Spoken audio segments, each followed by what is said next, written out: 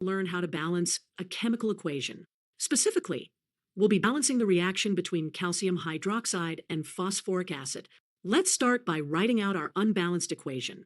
We have calcium hydroxide plus phosphoric acid yielding calcium phosphate and water.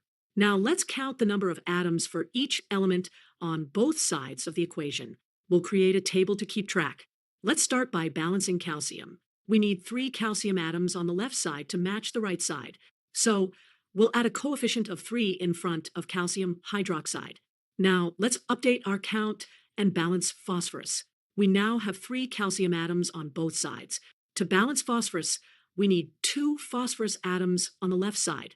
So we'll add a coefficient of 2 in front of phosphoric acid. Let's do one final count. We now have 14 oxygen atoms on both sides, but we need to balance hydrogen. To do this, we'll add a coefficient of 6 in front of water.